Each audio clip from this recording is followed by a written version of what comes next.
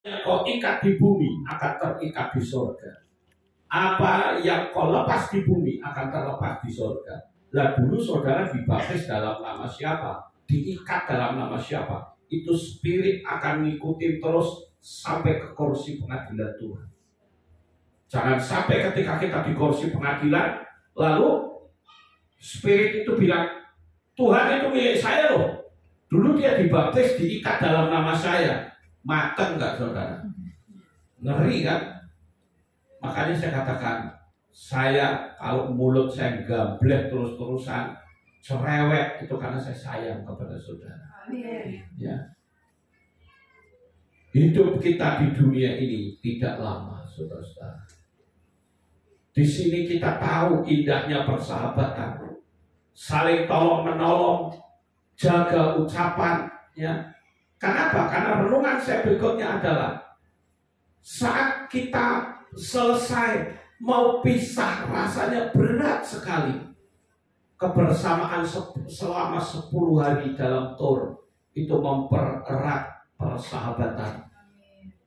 Di sini kita tahu indahnya satu persahabatan, saling tolong menolong, jaga ucapan, memberikan senyuman saat makan pagi.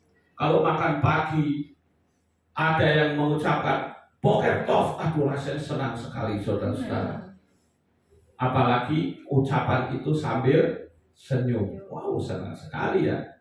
Hidup kita di dunia ini tidak lama. Betapa ruginya kita jika hidup kita yang sebentar atau fana ini diwarnai dengan energi negatif. Bertengkar, saling mengolok, gosip. Dan saya katakan mohon maaf ya, gosip itu adalah dosa yang lebih besar dari dosa perzinahan. Ingat itu saudara. Dosa perzinahan itu hanya 2 orang.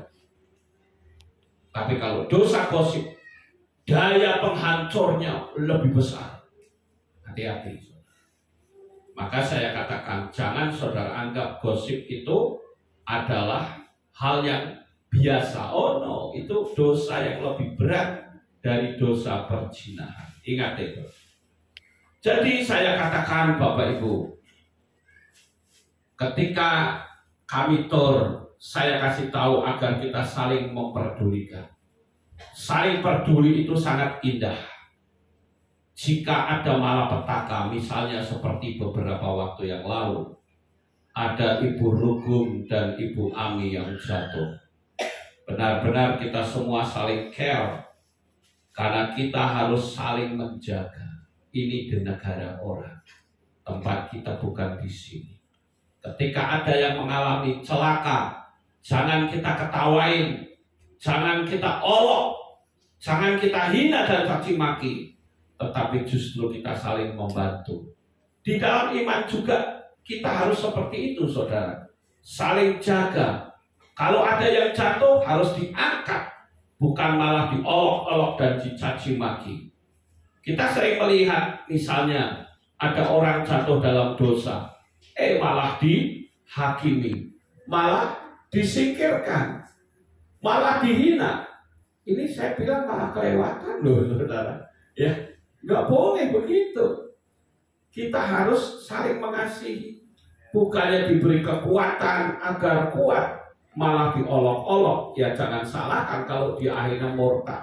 Dia bilang, ternyata dalam iman kita juga gak beda kok sama yang lain. Ini yang harus kita pahami. Amin. Sekarang, saat semua sudah pulang, apa yang terpikir dalam hidup kita? Yaitu istirahat. Setelah lelah dalam perjalanan tur yang sangat menyenangkan, walaupun lelah, lalu semua orang saling berkata, aku mau menikmati istirahat dan makan enak sesuai dengan selera kita masing-masing. Saya kalau ke Jakarta tidak pernah lupa sama bakmi Gajah Mada. Ya. Itu saya paling suka terus terang, karena saya pernah makan itu yang awal itu tahun 1978 sampai hari ini rasanya masih sama. Saya bukan di endorse loh ya. Saya cuma ngomong apa adanya saja saudara. Ya saya memang suka. Begitu juga kita, saudara. Saya waktu pertama kali kemarin ya, tuh dibawa ke apa? Chinese food. Aduh, minta ampun. Rasanya nggak ngalor, nggak ngidul. Saya bilang lebih hebat saya yang masak kalau begini. Rasanya nggak kena asin, enggak. Waduh, mungkin orang lagi belajar kali dia, ya. Tapi begitu makan begitu, saya jadi bilang, wah masih enakan saya. Saya bisa masak. Loh, saya bisa bikin nasi goreng loh. Hal yang kedua yang saya bisa lakukan apa? Bikin atau masak Indomie. Yang ketiga, masak air. Masak air. Iya. Jadi saya katakan ketika kita pulang, kita bisa merasa ya, ketika saya tur, hidup ini memang menyenangkan sekalipun melelahkan. Walau ada yang bersungut-sungut, marah seperti Kenan sama Afram, waduh itu kan cucu-cucu saya yang istimewa, saudara. Capek sedikit marah dia, ya bersungut-sungut itu. Tapi saat kita mati, kita sadari kita boleh beristirahat dari jerih lelah kita. Di dalam kitab Gilyahna atau Wahyu 14 ayat 13 katakan, dan aku mendengar suatu suara dari surga yang berkata kepadaku, tuliskanlah, berbahagialah orang-orang mati yang mati dalam Tuhan mulai dari sekarang. Benarlah roh itu berkata bahwa mereka dapat beristirahat dari jerih lelah mereka, dan perbuatan-perbuatan mereka ikut bersama mereka. Di dalam kitab Gilyahna atau Wahyu 2 ayat 3 dikatakan, dan engkau telah menanggung dan memelihara ketabahan, dan karena namaku engkau telah berjerih lelah dan tidak menjadi letih. Saya katakan, engkau memang penuh dengan sukacita, ya. Mungkin kau lelah, tapi no problem, nggak masalah, saudara. Kelelahan kita Tuhan kasih upah. Amin. Jangan kita takut, saudara. Amin. Mungkin kita dihina, diolok, dicaci maki, no problem. Tapi betapa hebatnya nanti ketika saudara mati dan berjumpa dengan Tuhan. Amin. Tuhan berkata, marilah hai anakku yang manis, masuklah ke dalam rumah yang telah aku sediakan kepadamu. Saya percaya saudara akan nangis guling-guling di situ. Betapa bahagianya kita berkata, Tuhan, sudah bisa aku lakukan apa untuk Engkau? Luar biasa, saudara. Yang saya bayangkan adalah ketika saya jalan, Tuhan berkata, mari anakku, aku sudah siapkan mahkota kemuliaan untuk Engkau. Itu kekal loh, saudara. Bukan 1-2 juta tahun, bukan 10-20 triliun tahun, tetapi selama-lamanya. Itu yang selalu saya rindukan. Jadi selama saya pelayan, saya katakan, biarlah saya melayani dengan segenap hati, toh jerih lelah saya tidak sia-sia. Saudara tahu, ketika gempa di Turki kemarin, itu mengubah segala-galanya, saudara. Orang baik jadi ganas. Kenapa? Karena dia butuh makan dan tidak ada makanan. Sampai-sampai orang-orang yang membantu makanan akhirnya menarik diri. Kenapa? Karena dijarah di tengah jalan. Ngeri sekali. Orang baik jadi jahat. Orang kaya bisa tiba-tiba miskin. Ada orang yang punya gedung, kalau tidak salah sekitar 17 lantai. Gedungnya runtuh total. Habis investnya, dia jatuh miskin. Tidak ada yang bisa kita banggakan selama kita hidup di dunia. Yang kita banggakan adalah ketika saya percaya kepada Bapa Yahweh di dalam Adonai Yeshua HaMashiach. Itu adalah mujizat pertama yang kita dapatkan. Dan saya percaya akan menyusul mujizat-mujizat yang lain. Karena doa saya tiap malam, saya katakan, Tuhan berkati subscriber kami. apakah mereka suka dengan saya atau tidak, berkati mereka. Amin. Karena kalau mereka diberkati, mereka yang suka usil, suka nyinyir akan berhenti, saudara. Ya. Kenapa? Karena dia akhirnya punya banyak kerjaan. Kenapa sih orang nyinyir? Karena dia nggak punya kerjaan. Ya, saudara. Kerjanya ya nyinyir. Iya. Gitu loh. Biarin aja. Kalau saudara lihat itu video-video saya, itu ada 1-2 orang yang nyinyir. Pokoknya khotbah saya nggak ada yang benar, saudara. Mau khotbah motivasi ya salah, mau khotbah firman Tuhan ya salah, mau khotbah apapun salah di mata dia. Apakah saya lalu jadi marah, benci, tak maki-maki? Tidak. Kenapa? Karena ucapan dia nyinyir nggak ngaruh di hati saya, saudara. Kenapa? Hati saya sudah kebal dengan tusukan sana, tusukan sini. Kan firman Tuhan katakan dalam Kisah Rasul atau masa selisih pasal 1 ayat 8, kalau Roh Kudus turun ke atas kamu, kamu akan menjadi saksiku di Yerusalem, di Yudea dan Samaria. Saudara tahu, di dalam teks bahasa Jawa dikatakan, kalau Roh Kudus turun atas kita, dia dikatakan, kowe bakal nompo kaseten. Saudara tahu, orang Jakarta, kowe bakal nompo kaseten itu apa? Sakti. Kamu akan menerima kesaktian. Orang sakti dipanah, apa sih ini? Gatel aja. Ya, saudara. Tapi kalau orang yang nggak sakti, jangankan panah, dilempar kerikil, siapa tadi? Dia lempar saya. Awas gua pukul. Kan begitu, saudara. Tapi kalau orang kebal, mau dikapain? Apa sih ini bikin pusing aja, ini gatel ini, cuma diginiin aja, saudara. Karena sakti, nggak ada benda tajam yang masuk ke kita. Amin. Amin. Mau ucapan setajam apapun, nggak akan pernah ngaruh di hati. Ya, Bapak Ibu. Jadi yang paling menyenangkan adalah saat saya jumpa dengan Bapak Yahweh. Dia akan memberikan berkat di Syamaim secara double porsi. Loh, saya ngomong begini ada ayatnya, saudara. Ya, di dalam 1 Timotius 5 ayat 17 dikatakan, para pria tua-tua yang memimpin dengan baik, layaklah mereka diperhitungkan 2 kali lipat penghormatan. Teristimewa mereka yang berjerilah dalam firman dan pengajaran. Kalau Paulus saja memerintahkan seperti itu, kira-kira Tuhan kasih penghargaan double nggak? Ya. Kasih, saudara. Makanya saya takut hanya kepada Bapak Yahweh. Ngapain kita takut kepada manusia? Itu sebabnya saya punya satu tujuan hidup, yaitu kebahagiaan jika bisa mengantar jemaat sampai pada titik nafas penghabisan dalam kesetiaan. Amin. Negeri pengharapan kita adalah negeri cahaya.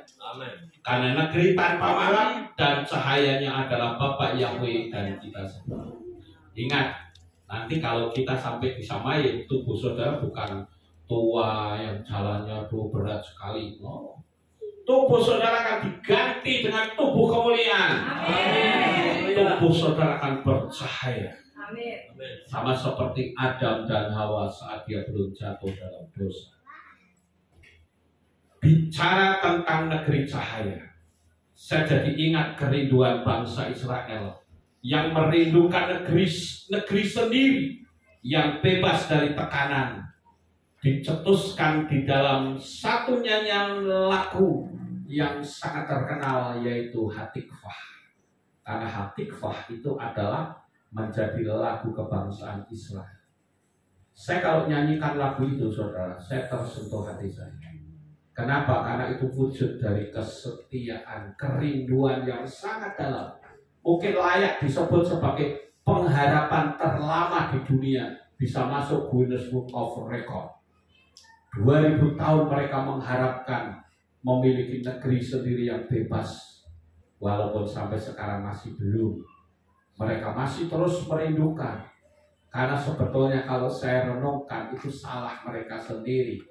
Ketika Pontius Pilatus cuci tangan dan berkata, aku tidak menemukan kesalahan pada orang ini. Siapa nanti yang menanggung kesalahan dari orang ini? Bangsa Israel dengan pongahnya, sombongnya dia berkata, tangguhkan dosanya kepada kami dan anak cucu kami. Kejadian betul. Sampai hari ini, sekalipun disebut sebagai negara merdeka, tapi tidak bebas dan tekanan dari berbagai negara. Saya merenung bahwa lagu ini, lirik ini diadaptasi dari sebuah puisi karya Naftali H. Imber yang merupakan seorang pembuat puisi beragama Yahudi dari Skotskov yang sekarang merupakan Zolokiv, Ukraina, yang pada masa itu masih di bawah kekuasaan kerajaan Galicia dan Lodomeria di bawah pemerintahan Austria. Imber menulis versi pertama dari puisi ini tahun 1977 saat dia merupakan tamu dari perguruan agama Yahudi di Lasi, Romania. Mungkin saya perlu terjemahkan sedikit ya tentang Hatikvah ini, saudara. Karena saya sangat tertarik sekali. Dikatakan selama di dalam hati yang terdalam, jiwa seorang Yahudi masih merindukan, dan seterusnya menuju ujung timur. Mata masih menatap ke arah Sion. Harapan kita belum hilang. Harapan 2000 tahun untuk menjadi bangsa yang merdeka di tanah kami, tanah Sion dan Yerusalem. Ada nggak di sini yang hafal lagu Hatikvah, saudara? Ada? Harusnya kita hafal. Ya. Lagunya sederhana tetapi menarik. Kira-kira begini bunyinya. Kol baleva penima nefes Yehudi mulia ulfatei mitzvah kaiman ayin Zion Sofia Olo ada tikvatenu Ha'ifah asnat al-ba'i Liat hamhosi be'atenu Eret Sion Yerusalem Liat hamhosi be'atenu Eret Sion Yerusalem. Itu Hatikvah, saudara. Tahukah saudara, kelak kita akan mati dan akan disambut oleh para malaikat dan sama Raja kebanggaan kita, Yeshua HaMashiach. Amin. Sekarang yang ke-9 atau yang ke-10. Tur kita itu beda dengan tur-tur yang lain, yang cuma datang ke gereja-gereja, ibadah menghabiskan waktu. Peserta kita ada yang pernah ikut tur di tempat lain, memiliki nuansa baru, bisa jalan-jalan ke pasar. Ya, kemarin kita jalan-jalan ke pasar Mane Yehuda. Ya, mengenal kehidupan masa lalu di zaman Abraham, naik kapal sampai menikmati makan malam di Dubai dan sebagainya. Iman kita juga berbeda dengan agama-agama atau orang yang lain, dan memiliki pemahaman yang sangat berbeda dengan kekristenan pada umumnya. Karena bisa memahami kitab suci dengan pola Ibrani yang kaya akan pengetahuan dan keindahan dafar Elohim yang tidak dimiliki oleh yang lain. Siapa yang mau ikut tur lagi? Bulan Juni kami berangkat lagi. Haleluya. Percaya saya, selama saudara menetapkan, saya ikut pasti jadi. Berdoa saja, jangan bicara uang, saudara. Bapak Yahweh sanggup, dia punya 1 juta cara untuk memberkati saudara, sehingga saudara bisa ikut tur ke Israel. Tapi kalau belum apa-apa, saudara sudah bicara duitnya berapa ya Pak? Waduh kok banyak banget ya? Ya nggak akan nyampe, saudara. Saudara bisa lihat tuh kesaksian Tulas ya. Itu driver ya, sopir dari Kehilan. Itu dia sudah menulis dan akhirnya berhasil ke Israel, saudara. Sekarang yang terakhir, yang ke-10. Saya sebagai kerohanian, pemimpin rohani di tur dan juga tour leader tidak bisa menghandle semua peserta. Tetapi para peserta harus saling mengikat, saling memperdulikan. Karena kalau tidak bisa tersesat di negara lain. Misalnya di perbatasan daerah teritorial. Dulu pernah cucu saya keluyur mau masuk ke teritorialnya Palestina. Kalau sudah masuk ke situ, waduh cilaka deh. Ya, makanya harus ada yang kejar agak panah itu, ayo masuk. Gitu. Apalagi di tempat baptisan itu yang orang nyebutnya Kasher El-Yahud atau Beit Afara. Itu sungai dibatasi dengan tali, saudara. Yang sana yang jaga tentara Palestina, yang sini yang jaga tentara Israel. Ya. Yang di sebelah sini namanya Beit Afara atau Kasher El-Yahud, yang di sebelah sana namanya Betani Beyond Jordan. Ya. Tapi yang di sebelah Israel jauh lebih bersih tempatnya. Ya. Nah ini kalau sampai nyebrang ke sana nggak bisa balik, saudara. Karena itu sudah teritorialnya berbeda. Ya. Jadi kita harus saling awasin. Sama seperti kita. Saya jujur nih, sekarang ini saya tidak bisa kenal jemaat semua, saudara. Karena sudah banyak jemaat. Apalagi dulu 1.500. Sampai saya itu merasa tertuduh. Gembala macam apa saya ini? Tidak semua hafal, tapi saya bersyukur. Saya punya istri, punya daya ingatnya itu dahsyat sekali. Dia bisa ingat, ya. Kalau ada jemaat yang nggak hadir, dia cuma pikir dia rumahnya di mana. Dia tahu nama, dikejar terus sampai ketemu, saudara. Saya jujur saya nggak punya kemampuan di situ. Ya, jadi masing-masing punya talenta ya. Saya talentanya khotbah, istri saya besok ke sana sini. Ya, tiap hari Sabtu jam 2 dia mesti keluar besok ke sana kemari, datengin jemaat yang sakit, yang tidak hadir sampai nanti jam 8 atau jam 9 baru pulang. Ya, tapi saya bersyukur kita sebagai anak-anak Bapa Yahweh harus saling mengikat dan saling menguatkan. Karena kalau tidak saling menguatkan, kita bisa tersesat. Amin. Jadi kita mesti berhati-hati, saudara. Saya sering memberitahu kepada jemaat ya, agar jemaat jangan pernah berbicara masalah uang. Karena kalau sudah bicara masalah uang itu rawan sekali. Apalagi saya sudah ajari hukum Loa. Lakukan saja hukum Loa. Jadilah apa yang saudara ucapkan. Amin. Dalam hidup saudara. Sukses bersama untuk saudara. Bapak yang berkati. Haleluya. Kita tunduk kepala, kita berdoa. Kami mengucapkan terima kasih dan syukur pada malam hari ini Bapak Yahweh kami telah menyampaikan renungan firman. Biarlah apa yang kami renungkan dari pengalaman tur ini memiliki arti rohani yang dalam sehingga kami bisa saling menjaga agar iman kami tidak kandas di tengah jalan. Terpujilah Engkau Bapa Yahweh, di dalam nama Adonai Yeshua HaMashiach kami sudah berdoa. Semua yang percaya berkata amin. Haleluya.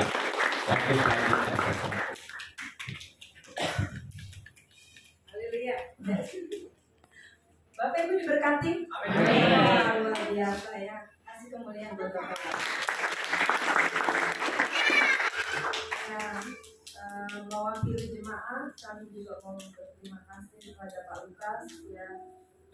Saya tahu ini satu kesempatan yang luar biasa bisa melayani kami dengan firman Tuhan yang begitu luar biasa di tempat ini. Kalau saya melihat begitu capeknya beliau ya Bapak Ibu ya, kemarin beliau masih melakukan medical check up. Hari ini dia sudah membawakan firman Tuhan, baru pulang juga dari Israel. Tetapi kesempatan apapun dia lakukan untuk mengabarkan kebenaran firman Tuhan.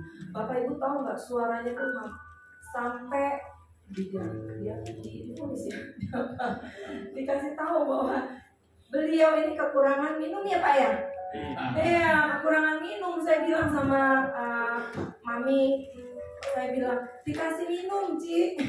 Dikasih minum karena apa? Ngomong terus kan kering ya tenggorokannya, Ibu dokter ya, bener kan?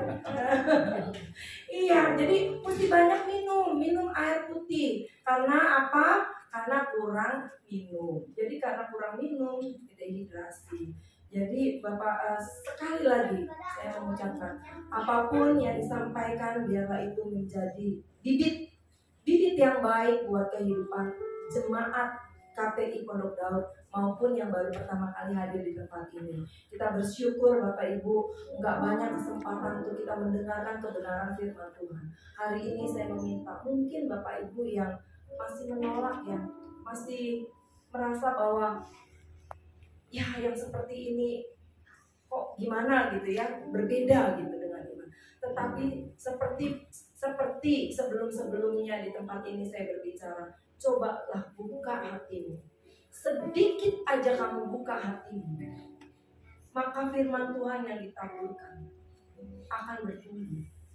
Dan sedikit aja kau memberikan hatimu untuk kebenaran firman Tuhan, maka kebenaran firman Tuhan akan terus-menerus diberikan kepada Roh Kudus, pada kita pengertian yang benar.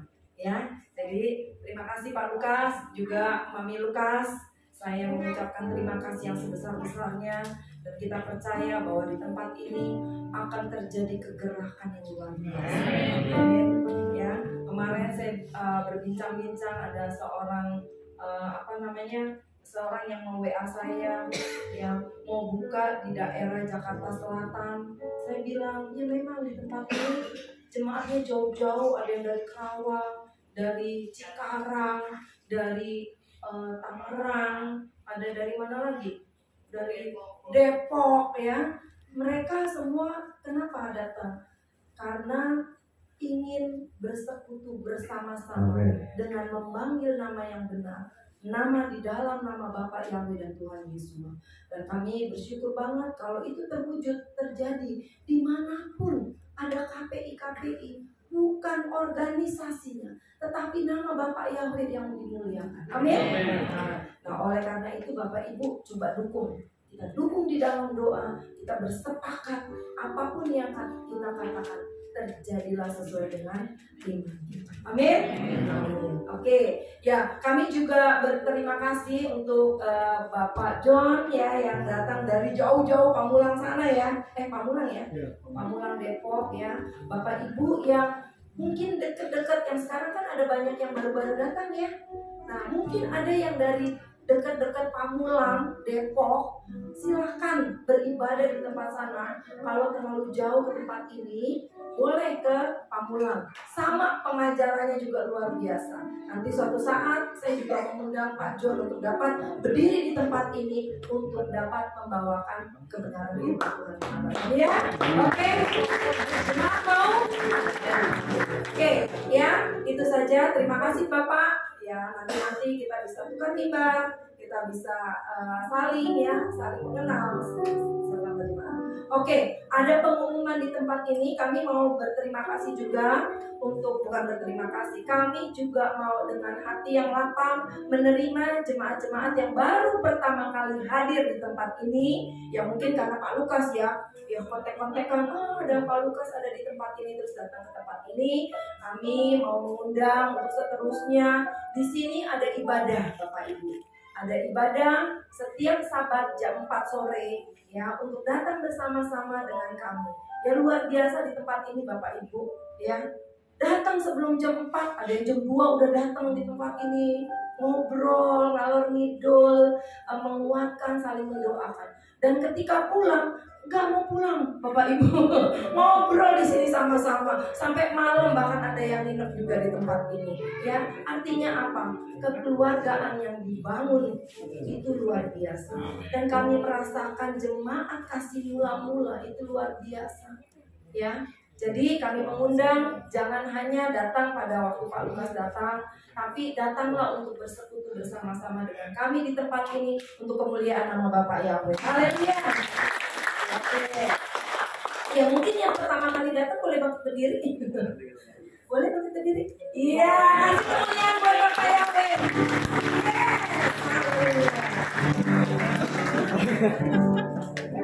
Haleluya. Iya, kasih dalam kanan diri.